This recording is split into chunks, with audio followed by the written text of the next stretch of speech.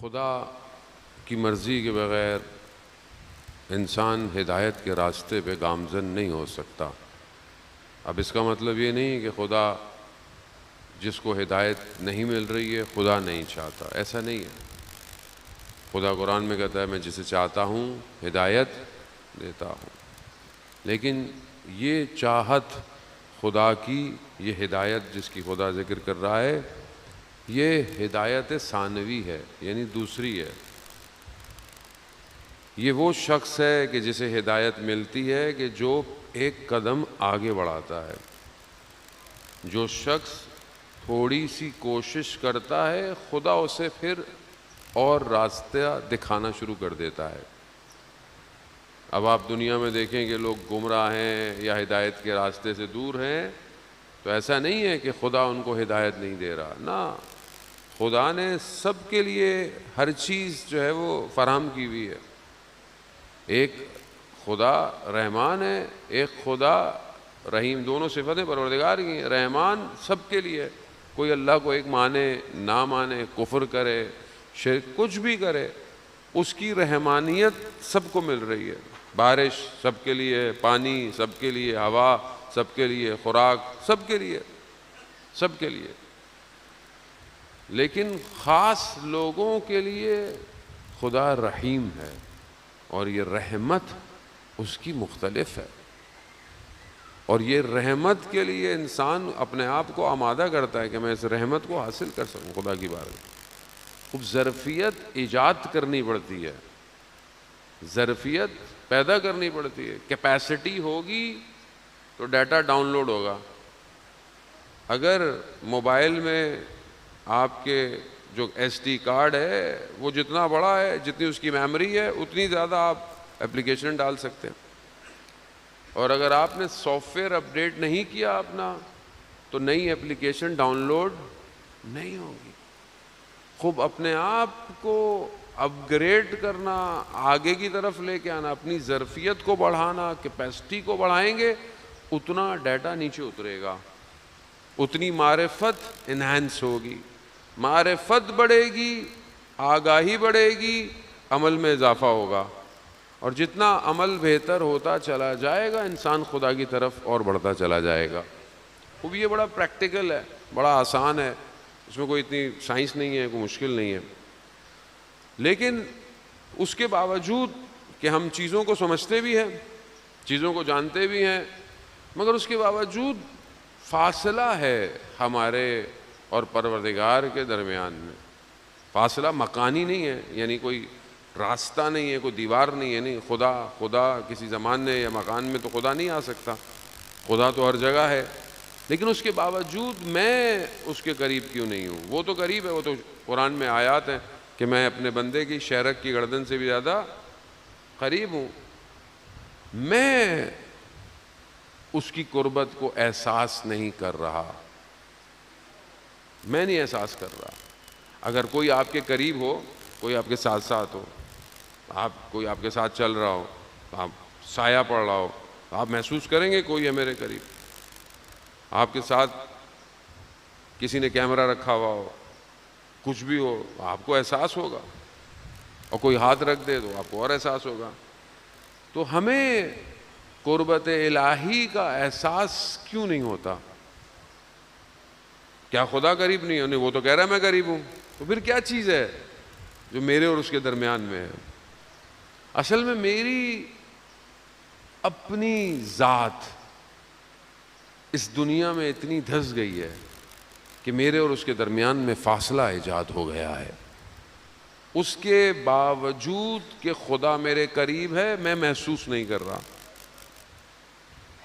آپ سادی سی مثال ہے، بہت آسان سی ذہن کو سمجھانے کے لیے، ورنہ خدا تو لیسا کا مثل ہی ہے، خدا کی کوئی مثال نہیں ہے۔ ذہن کو قریب کرنے کے لیے انسان بیان کرتا ہے کہ جس روڈ پہ مثلا آپ یہاں سے جا رہے ہوں، آگے تک کیمرے لگے ہوئے ہوں، چیزیں لگی ہوئی ہوں، اور آپ کو پتہ ہے کوئی دیکھ رہا ہے، تو آپ کوئی ایسی کام کرتے ہوئے سوچیں گے کہ کہیں کسی کو پتہ نہ چل جائے، یا مثلا کسی کو نقصان نہ ہو۔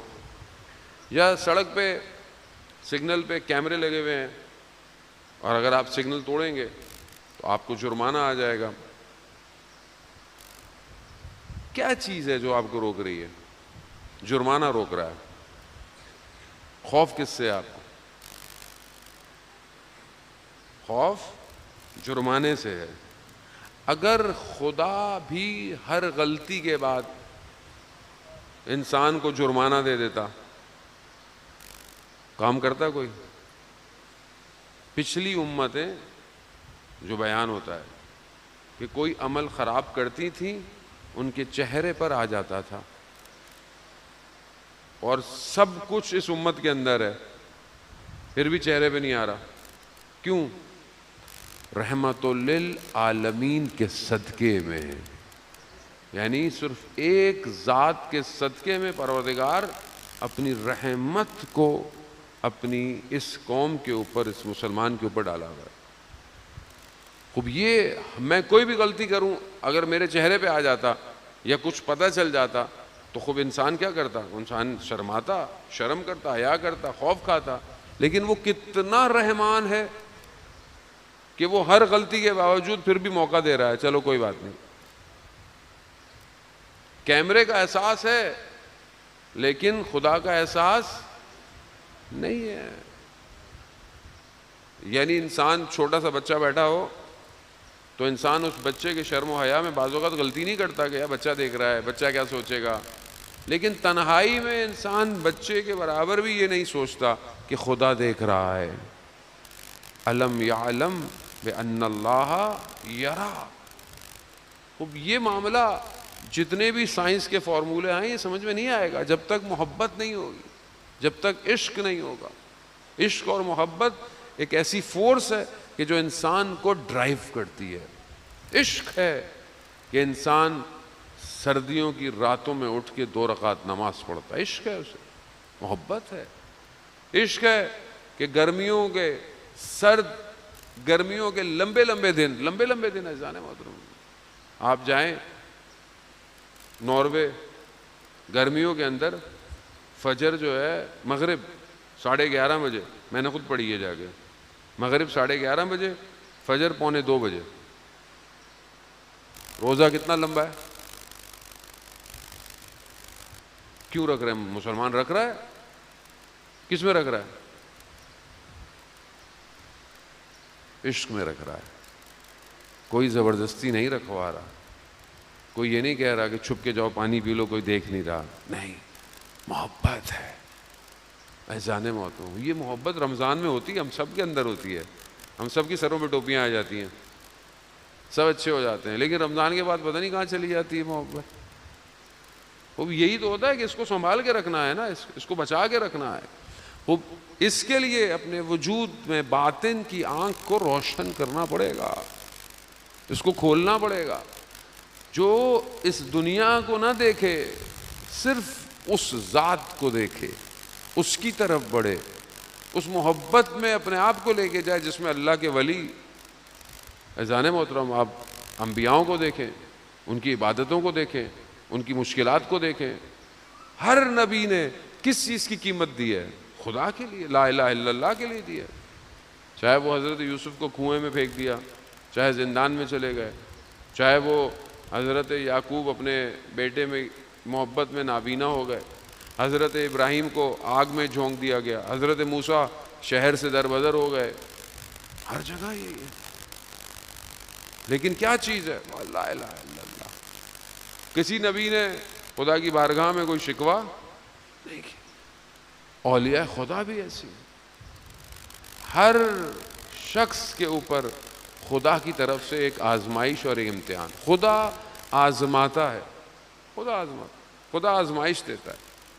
قرآن میں بنی اسرائیل کا واقعہ ہے، طالوت اور جالوت کا، کہ حضرت داؤد نے جب جالوت کے مقابلے میں بھیجا تو ایک جگہ پر آئی، اور وہاں پر انہوں نے کہا کہ جو شخص، جہاں پانی آئے گا، جو شخص پانی پی لے گا وہ لشکر میں نہیں رہے گا. ہاں، جس نے چلو بھر یعنی ایک پانی پیا ہو سوائے اس کے. 3 گروہ بن گئے. جیسی پانی دے گا، پیاس شدید تھی، اللہ کے ولی کی بات نہیں مانی کچھ لوگوں نے، پانی پی لیا دبا کے، انہیں لشکر سے باہر نکالا. کچھ لوگوں نے صرف چلو بھر پانی پیا تھا، ان کو روک لیا،